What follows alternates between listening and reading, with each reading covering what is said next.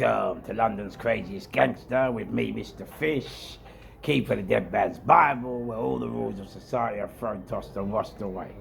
I'm the man standing on a pavement, riding on a bus, sitting on a train, looking at all you people thinking, ha, I wonder what it's like to be you.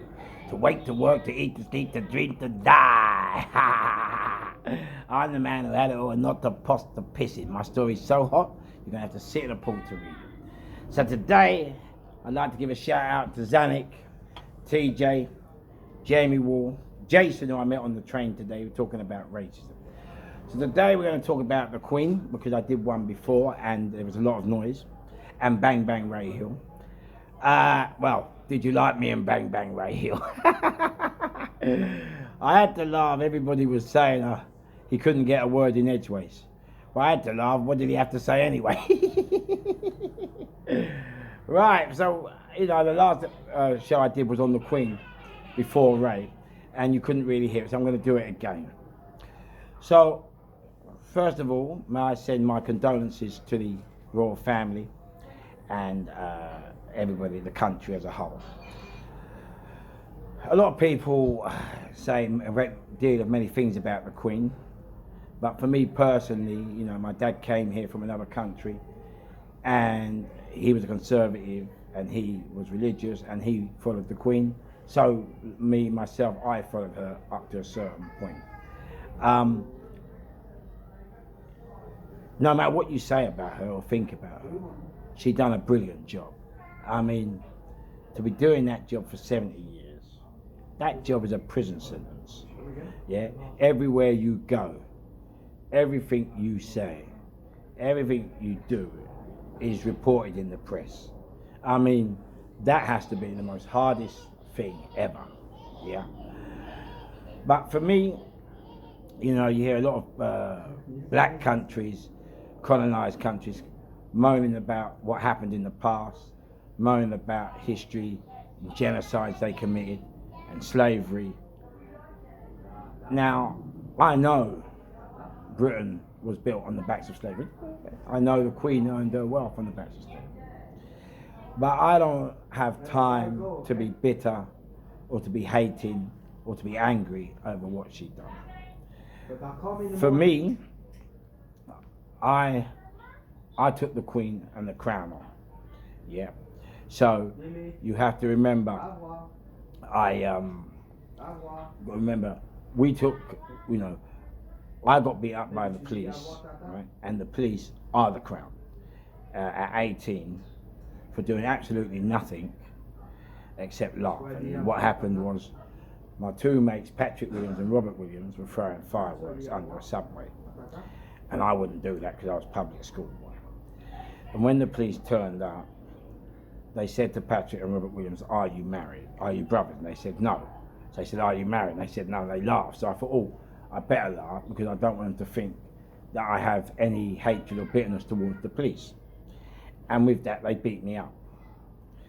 So the next time I came into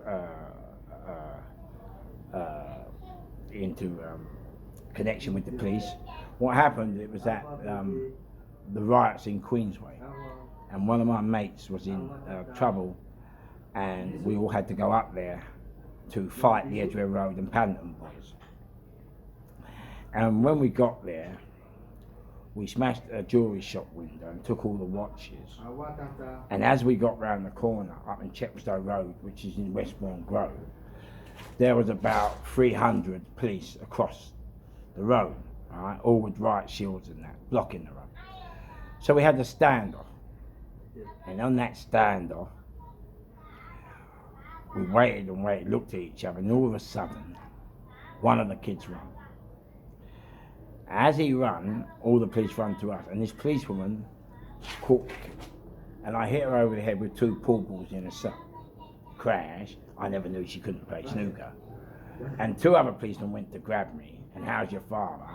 They ran off because they saw her fall. So, for me, that was my way of fighting back against the crown. 2 weeks later, someone grasped me up, and I got arrested, and I got a hiding from the crown, because that is what the police represent. They represent the Crown.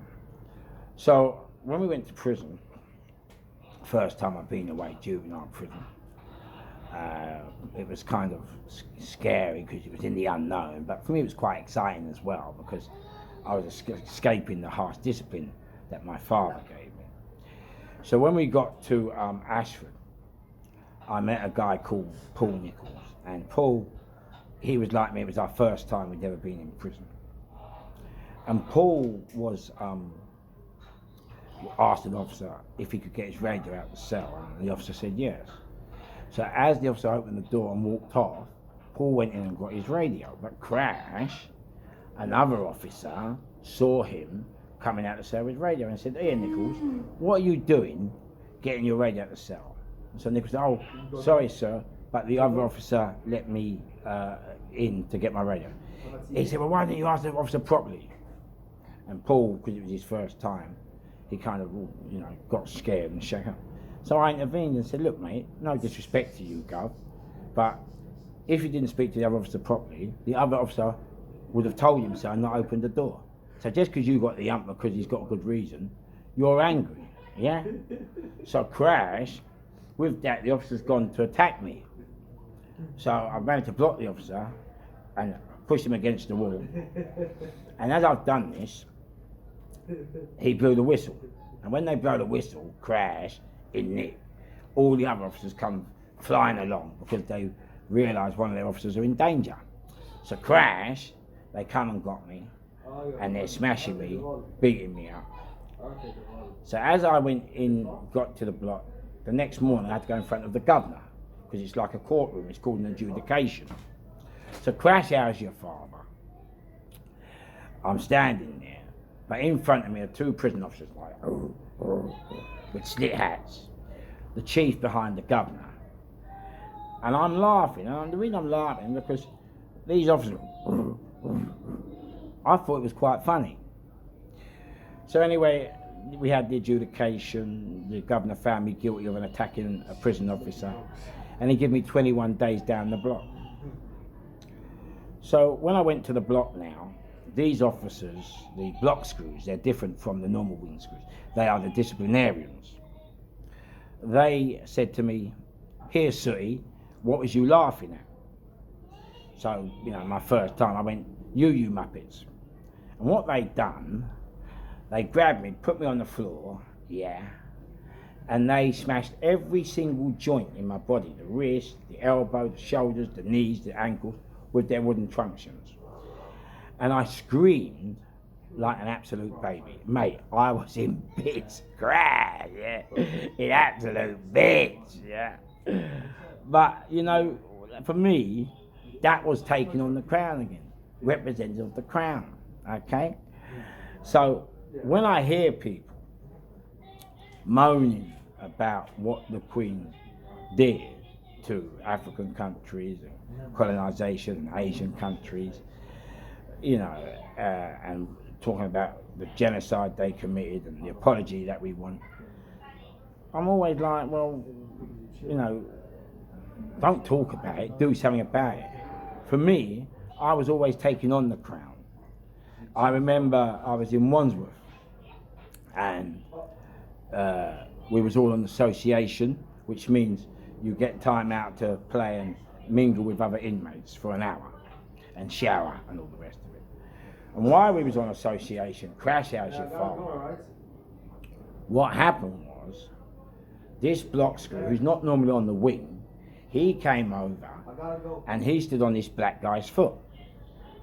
Now, the black guy, it was his first time in prison, he was absolutely scared, and this block screw, he was 6'2", massive, So Crash, he's standing on the foot and he's going, "Everyone, get away, get away, get away." So me now seeing the fear, I thought, I don't like bullies. Alright, that's really what I'm all about. I take on a bully. Crash, how's your father? If you're a bully, I'm on it. Let's do it. So Crash, how's your father? I've gone up to him and I went, "Excuse me, sir." When you say, get on the other side of the door, get behind your doors, do you mean this side of the door or that side? And as I'm doing this, I could feel the whole wing, yeah? I could feel them looking at me going, Fish, what are you doing? Are you off your nut? You're going to get killed. But you know what it was? You know, this poor black kid was fuming. There was no need for the officer to do that. So I thought, you know what? Let's do it. You're going to pick on someone, pick on me. So anyway, he told me, get behind my cell, back behind my door. Took his foot off the black prisoner's foot, and we went away. 5 minutes after they locked me behind my door, this officer, Mr. Morris, big lump, block screw, fair play, I like him now, we get on, but at the time, he came to my cell, and he pulled me out of my cell, and he said, look here, Fish, I know you think we're mugs. I said, well, I don't think you're mugs. He went, what'd you say? I said, I merely repeated your words. He said, you know what, yeah, we're going to do you, and we're going to hurt you, all right, when you carry on. So it was I don't really put it on prison officers. I don't really put it on prison officers. I never put it on the staff. But this time I thought, you know what? So I said to him, Craig, do you know what, Gov? You and your boys will hurt me. So trust me, you will hurt me. But I said, you know what? When I get out, I said, I won't sit there and become a victim and cry. I said, what I'll do, Crash, I'll go through the buttons. Yeah? I'll find out where you live. And I'll come with my boys. And I said, I won't hurt you. I'll kill you. Crash. And so Crash, with that, he said, get back in your cell. So I came back out for dinner. And it was funny because one of the servery lads who work on the servery where they give you the dinner said to me, here, Fish, come here. I said, what's up, son? He said, that officer, Mr. Morris, went and got the other screws for you, yeah?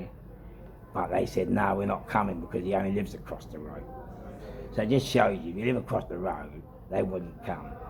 But that there and again, yeah, was taking on the Crown. That was taking on the system that had been hurting us, putting us down, okay? Another time, taking on the system. What they'd done, because of that incident with Mr. Morris, they moved me to another wing. And they thought they would get me back by putting a proper tramp who doesn't wash, unclean, in the cell with me. But you see, Crash has your father, yeah? Where I'm from, yeah, everybody is somebody. And everybody, even you watching this now, everyone has a story to tell. And so I thought, well, all right, he doesn't wash, he's not clean, he doesn't. So I done it all for him, yeah? Made him go shower, washed up his plate, done everything. And you know what? He was a scrap dealer, and I got to know about his life and know he was. And I could see all the screws, because they watch everything what goes on. They're not stupid, they watch it all. And they looked at me, laughing and joking, walking with him on the wing, which I'd done on purpose, yeah, Crash, yeah. And they looked at me, and they were thinking, fuck me, what's up with this geezer? So anyway, every Friday we used to go and get canteen. And we're in the queue. And there was an officer, some of you from Wandsworth will remember him, peg-legged Mr. Stewart, another gangster. No, you're a gangster. And Mr. Stewart, what had happened was, when I was with this guy, I came out and my shirt wasn't tucked in my trousers properly. And Mr. Stewart said, here, Fish, tuck your trousers in, otherwise there'll be a fight. I said, I love a fight. So when I went to canteen, I was leaning on the bars. He said, here, Fish, get off the bars, you monkey. So he thought, Crash, that calling me a monkey was going to hurt me or bother me. It didn't. I mean, come on, mate.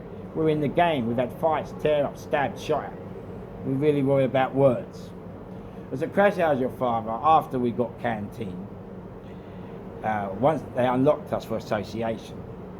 And in those days, all the officers used to gather on each landing, had an office. And they were all in white shirts them days. And so all the white shirts, yeah, were gathered in the office. I went down, and the officers knew what had happened. Yeah. As a Crash, I knocked on the door, and they all knew, but they thought I was going to complain. So I said, hello, gentlemen.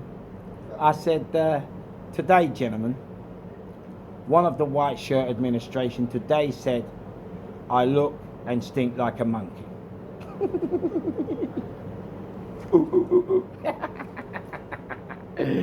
I said, this didn't really hurt me. It more confused me. Because you see, I thought he was a prison officer and not a zookeeper.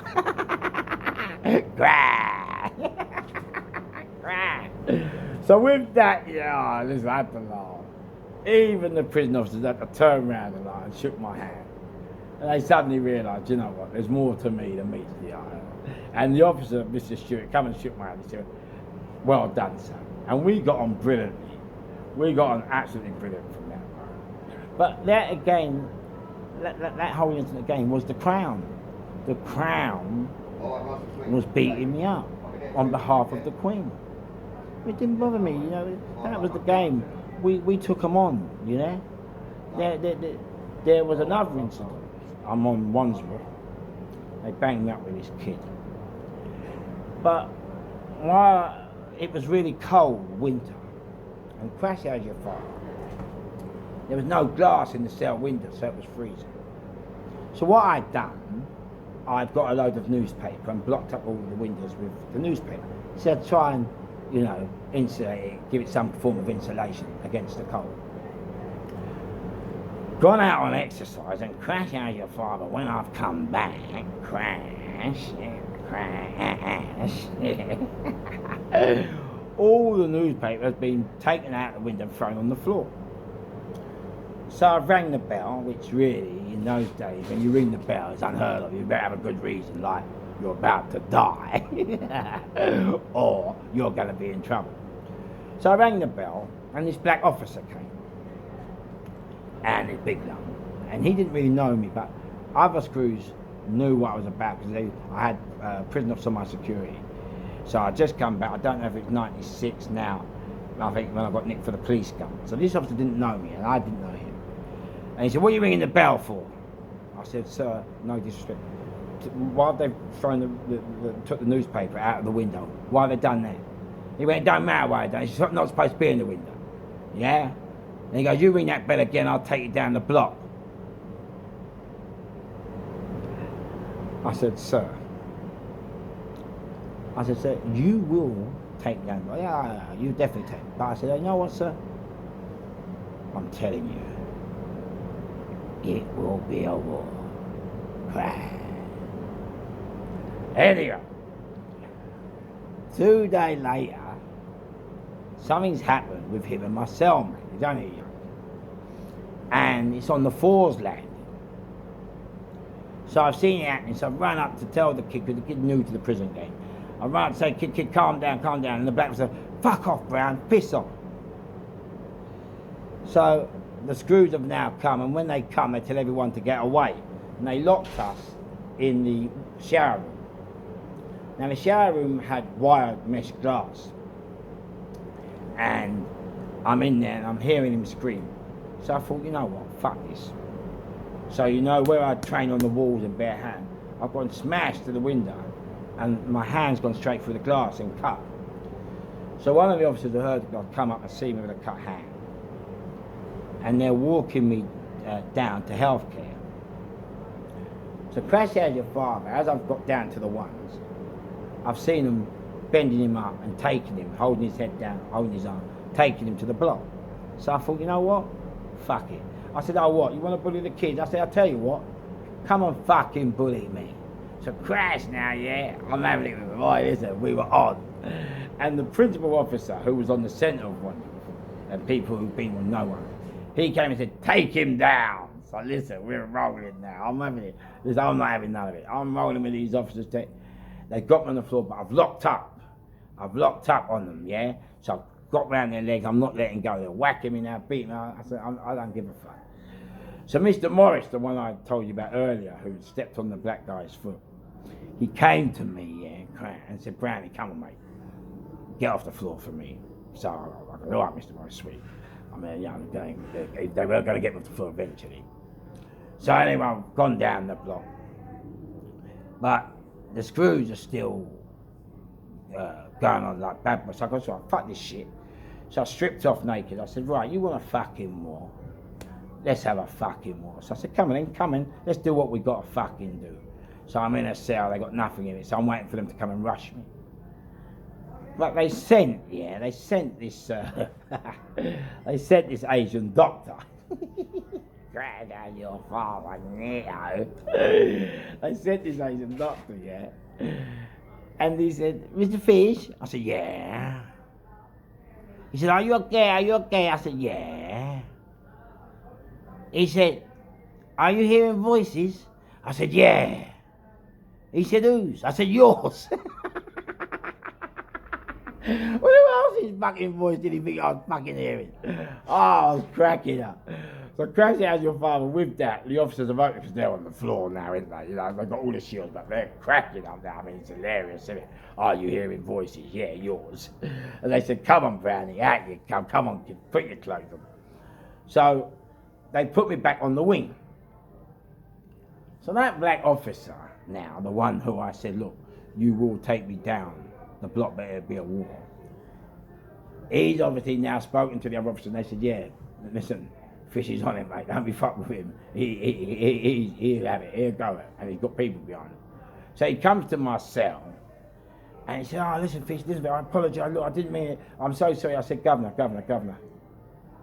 Relax. You've done your job. It's cool. There's no hard feelings. It's the game, innit? You got yours, I got us. Yeah, it's no problem. Is it? And then as I went in the toilet, he said to the kids, did you see how many it took to take him down? Did you see how many it took to take him down? And I had to laugh. I thought, well, I did tell you, didn't I? I didn't say it'd be a war. So there again, yeah, that was me taking on the crown, yeah. For me, I love the royal family and what they represent. But I also know my place with the royal family.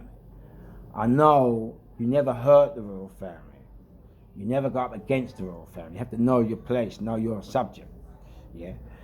And people always say, the Queen's got no power. Let me tell you, one guy I know beat up the Queen's cousin and just went missing, okay? Which is well known and versed in the criminal underworld, Crash. And two friends of mine blackmailed the Queen's cousin. Now they've done prison, come out, but at the same time, on the same day, they both involved in car accidents. One died and one survived. The one survived has been moving now from place to place, boat to boat, and never stays in one place longer than a week. Listen, always makes me laugh when people say, the Queen's got no power. The Queen has lots of power. The Queen has done everything that I've done. Yeah? The Queen has robbed, thieves, stole. Her whole country is built on the backs of slavery. Yeah? Her whole wealth is built on the backs of slavery. But, I don't hate her for that. I respect her achievements. Yeah? Right? Because you have to learn from them, not hate them. And I've learned from them. And that's why I do as they do, not as they say. Crash, how's your father? Take them on. I don't sit there and moaning about racism and about what they've done. You know what they've done, it's life. But at the same time, they've given me a home. They've given me the armed forces. They've given me the police service. They've given me the National Health Service. They've given us infrastructure, environmental infrastructure. Yeah? And to me, if you're going to live in a country, it's your country. And if I've got to take up arms tomorrow and go to war because someone's come to our country, so be it. And when I hear people say, no, I don't do that, well, after what she done. Well, my thought is, well, if you don't like living here, you don't want to support our own country, then go back home. It's not an issue. You know what I mean? But don't live here, take this, do that, live, have a great time, buy it, and then still slag off the Queen. No. You either love your home or you don't. You know what I'm saying? It's just so much time do I hear. And it's like when black people kneel down on one knee. And my friend, who's a boxer, very nice, lovely young man, he said to me, Fish, we have to start somewhere. But the problem with me is, it's like black people forgotten. Number one, when footballers kneel down in sport, for me, you're bringing politics into sport, yeah? And politics and sport are not supposed to kneel. But more importantly, I feel that when you kneel down on one knee in order to promote the black cause, I think you are promoting the Queen and the kings who used to reward the slavery masters by, call them admirals, lieutenants, whatever, by rewarding them when they used to kneel and make them into lords. And they kneeled down in front of the king or queen to receive their reward. So all you're doing is saluting the process that slave owners went through, okay, to receive their reward. And another thing with kneeling down on one knee, I think when you kneel down one knee in sports, there are a lot of people in sport who are not racist, who have nothing against black, Asians or any colour. And those people now pretend to begin to become racist because they're thinking, well, why do we have to go through this when we're not racist? So you have to be very, very careful about what we do as black people to try and get our message across. So for me, the Queen has always, for me, given me a great show. The processions they put on, and what, you know, it's all part of the country, isn't it? It's what makes our country great, you know. When I robbed the town hall, and they called it the Great Tranny, that was taking on the Queen. That was taking money from the Queen. And that is why the Queen gave me 99 years for attempting to rob her money. And crash, you can go and stab a kid now, and the kid can die, and you'll only get 6 years, 8 years. But if you rob it off the crown, you get 100 years. Crash. So I just laugh. I just think it's hilarious. I just think, you know, when people quote the Queen and slag her on, that's because they didn't take her on. I've always took on the system. I've never cried when I've got beaten, never cried when they smashed me up. Never, that's the game. I will say one thing though. You know, I threw sticks and stones and bottles at the police in Brixton, Southall, Tottenham, Queensway, to stop police brutality and racism. And Crash House, your father, we thought we won because police said they were going to introduce changes. But let's have a look at what those changes brought. In the old days, if you was a black person and you was going into a relatively racist area, Surrey, Keys, Bermondsey, somewhere where, you know, it was still predominantly white, they didn't really mix with that, you would see another black person in that area and you would nod to say, you know what, mate, Crash, I've got your back. Now, after we've thrown sticks and bottles, police, you know, got beaten up, got beaten in the vans, got in the cells, now after we've done all that, we're scared to look at another black fella in case we get stabbed. So everything we've done was for bollocks. So Crash, all I want to tell you is, if you're going to sit there and moan, don't sit there. Do something about it. Take the system on like I took the system. Okay? Don't just moan and whinge. Yeah? Take them on. Alright? Because that's how you win. Learn from them, don't hate them. Okay? So, remember where you heard me first. Remember where you saw me live. Right? Respect to the Queen and country. Good luck to King Charles. And I ask all of you to have a really good evening, really good day. Ray, Bang Bang Ray. Was that a brilliant episode or what? He's hilarious. Bang Bang, a proper Don, proper gent. I will wish you all a good evening. Crash, bang, how's your father? Ha! Bye.